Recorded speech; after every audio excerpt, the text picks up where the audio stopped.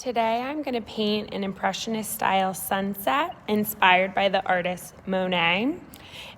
Before we get started, make sure you have a paper plate to mix your color on if you'd like, a cup of water to clean your brush, some paper towels to dry it off with, as well as your acrylic paints. I have a whole rainbow of colors here, but really I'm just going to kind of stick in the pastel family today. I also have my canvas in which I took the plastic wrap off of. So I'm gonna get started here today. I have two brushes. I'm gonna get started with my bigger brush to quickly cover my canvas with paints. So Impressionist artists were interested in capturing the light and feeling and moment of a place, not so much as interested with making it look exactly correct to what it looks like in real life.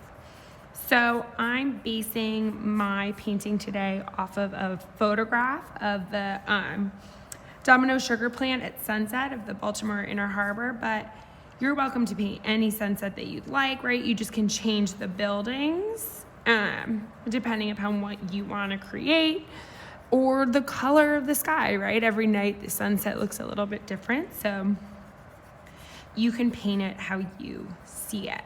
So because I am painting a sunset on water, what I want to create is a reflection, right? So everything that I paint at the top in the sky gets mirrored in the water at the bottom. So I'm just going to kind of clean my brush off of paint, dry brushing.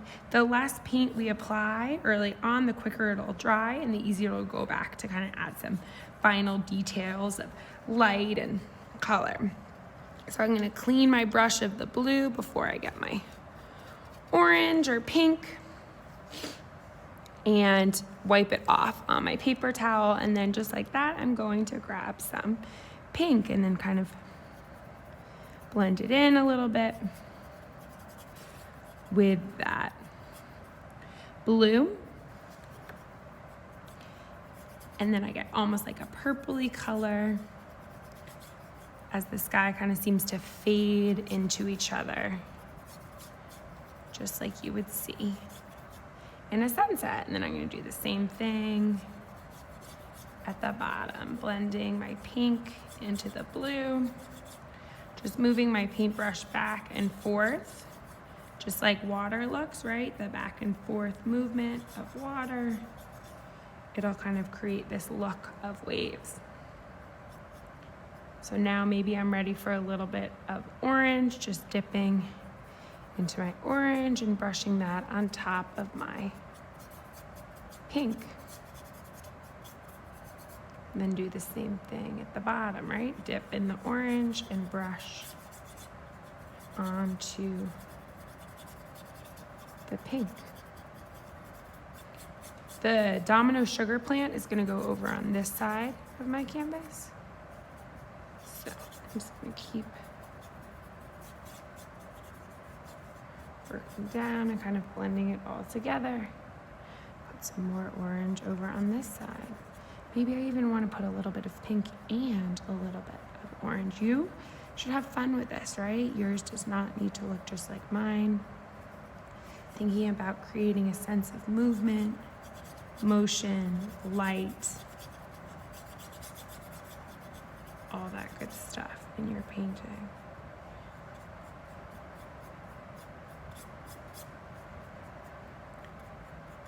Now I'm going to get a little bit of yellow to put that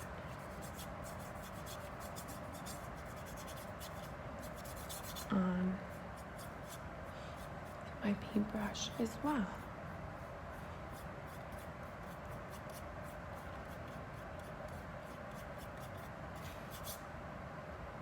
We're going to go back over this again, so don't worry too much.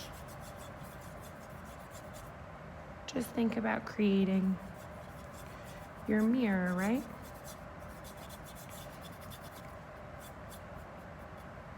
What you did at the top, you do at the bottom, and that'll create the illusion of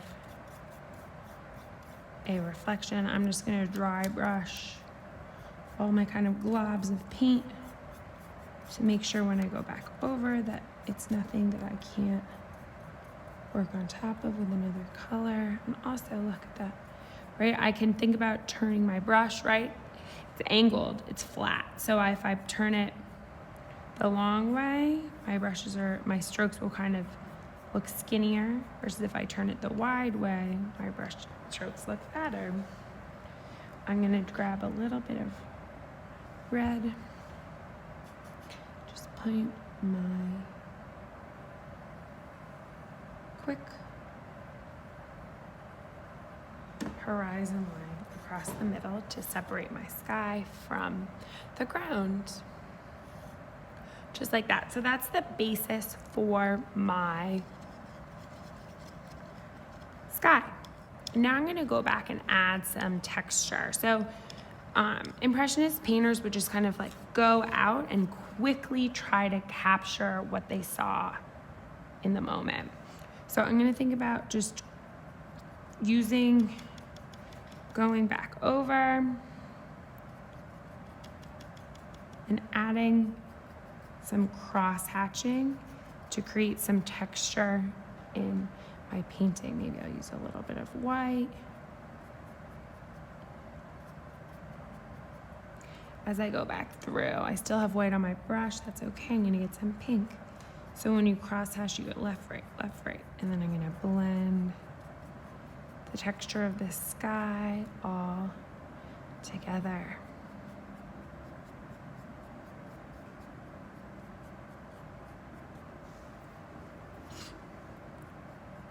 I have some blue on my brush, so I want to clean it off because blue and orange are complementary colors. That means that they're opposite to each other on the color wheel. So they will create brown if I paint too much if I paint blue and orange together, I'll get brown. So I don't want brown in my sunset because you don't usually see brown in a sunset. So I'm going to clean my brush off from that brown. Going back over, maybe a little bit of pink, maybe a little bit of orange. I can do a couple different things at once, right? And that will create this kind of textured, layered look to my paint. As I go back over to add texture to my sky, grab some yellow.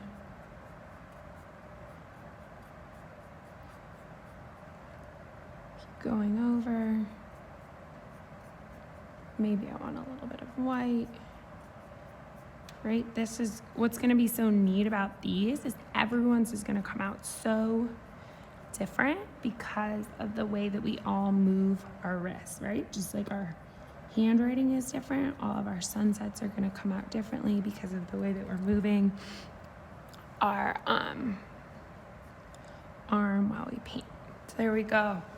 Finished with my sky, and I have that nice cross-hatching pattern in my sky. Now I want to do the same thing again in the water, but instead of going left, right to create those X's, I instead want to go kind of like straight across to create the illusion of waves. So I'm going to dip a little bit in my yellow and get some white. Start to kind of layer my paint. And then create these little waves. Maybe you want like a pocket of color some places.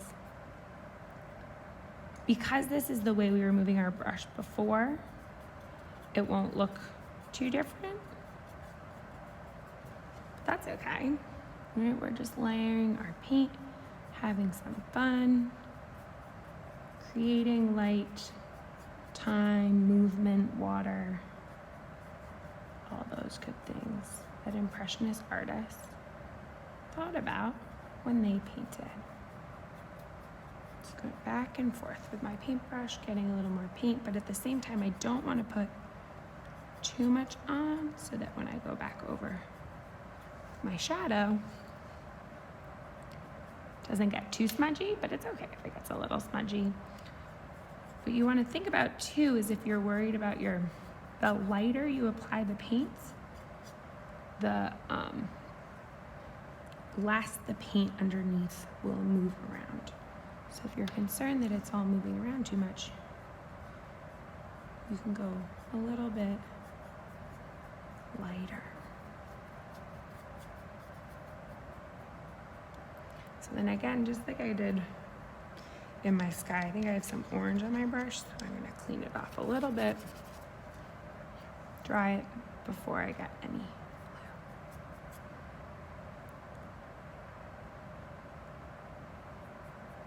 You could also, if you wanted, like pop a little purple in or a little turquoise, right? You do you when you're painting.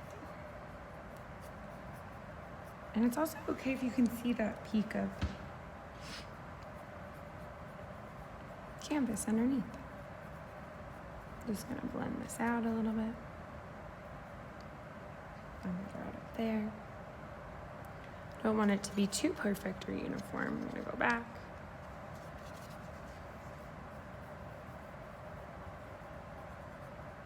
A little bit of water, and then it'll all kind of mix around so it doesn't look there's too many. All right, so there we go. I've got my sky and my water. Now I'm ready to think about my buildings. So the domino sugar building is kind of almost looks like steps going up, and then it has smokestacks on the top with some hazy smoke all the way on the top. I'm gonna put down my bigger brush and pick up my smaller brush to paint the domino sugar. So I'm just gonna paint a straight line down. And like I said, the more gently you apply the paint, the less the paint underneath will move around. So you can just gently get some more paint. And I'm just building steps. I'm painting from my imagination now, right? The Impressionists were all about creating something that was about like movement and time and moment. It does not need to be perfect to reality. So I got a lot of the underpaint on my brush. I'm going to clean that off, make it nice and dry, go back over.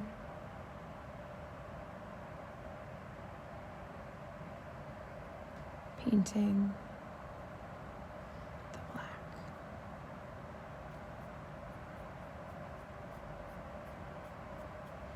And it's kind of starting to gray out on me because I have the underpaint. So whenever I'm ready, I can clean off my brush, dry it again, and get some fresh paint. Maybe I even want to use my bigger brush.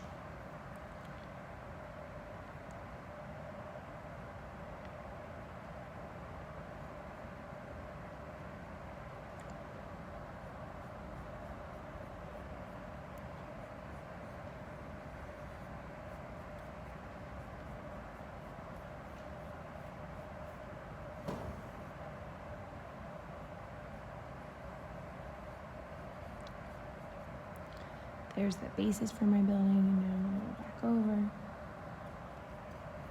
You can also, if you have time, you could think about maybe you wanna detail this out later, right? Once your painting is dried, you can always go back over if you're looking for a darker dark. I don't mind that there's kind of these elements of the light shining through. It almost kind of reminds me of the windows that you see, right? So if I wanted to, I could think about gridding it out, dragging my brush through my paint to like make it look intentional, right? Make it look like give it some texture like the side of the building has. All right, now I'm gonna go add some more to the top.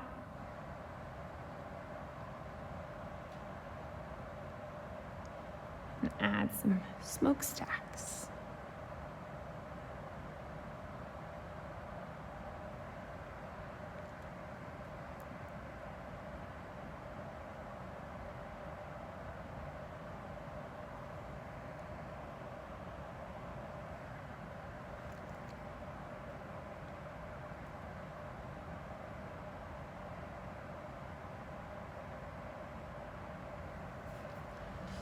Now, I'm gonna let that dry for a second as I paint the reflection. So for the reflection, I want the water to kind of shine through. So I'm gonna take my brush and dip it in some water, kind of frame out the building, but it's okay if you can see the water shining through, right? The reflection is not as dark as the building itself. So I'm just gonna kind of brush back and forth, following the lines of the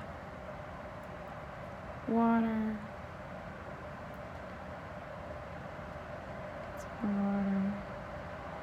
It's my smokestack. Oops.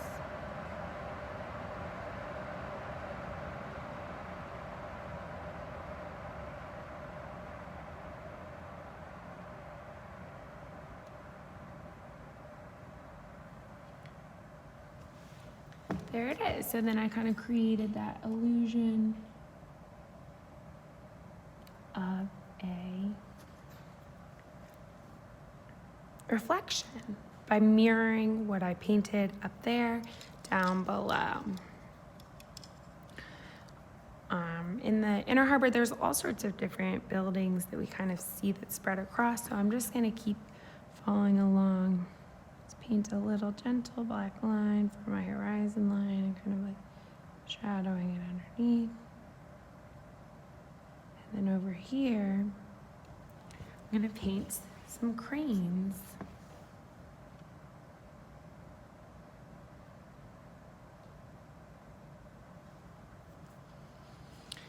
All right, so for these cranes, I'm gonna start with a rectangle. And then I'm gonna do like stairs. And to create the illusion that they're fading into the distance, I'll make each one a little bit bigger than the one behind it.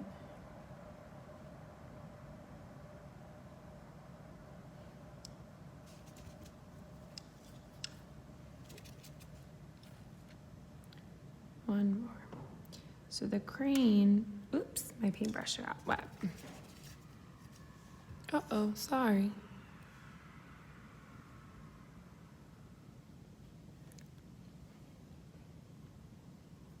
The crane almost is shaped like a triangle. So let's see. What I'm gonna do, clean my brush, and get some fresh paint on and just draw some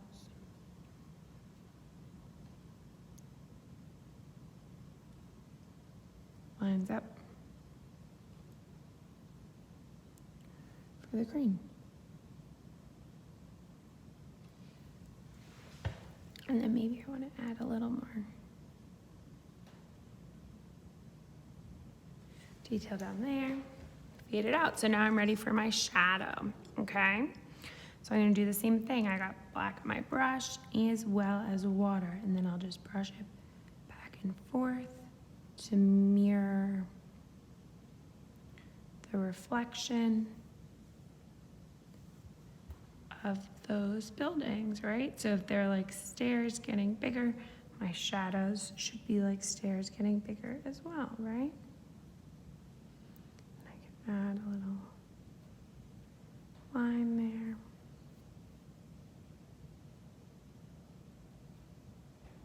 Nice shadow. You can go back and add any type of other, like additional kind of shadowing. If you like the gap, leave the gap. If you want to fill it in, fill it in. It's up to you. The last thing I'm gonna do is I'm going to paint the domino sugar sign. So I'm gonna clean my brush off, get it nice and clean. I'm even gonna pinch my brush so I've got a tip, okay? With my tip, I'm gonna dip in my red. I'm gonna build a rectangle.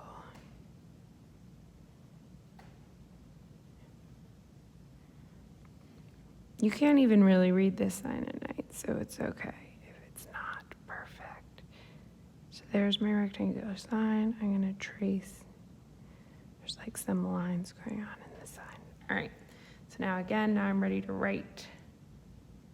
So I'm gonna get some red on my brush. I'm just gonna gently see if I can trace down.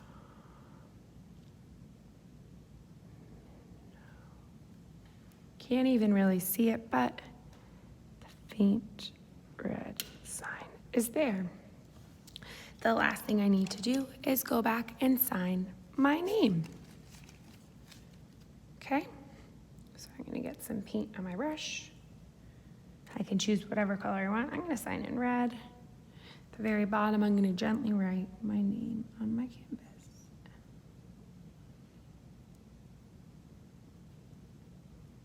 And again, like as you're noticing, now that my paint's drier, it's much easier for me to go back and add details. So you can always let your canvas sit and think about going back and adding more later. But for me, that's my Impressionist sunset of the Baltimore Harbor.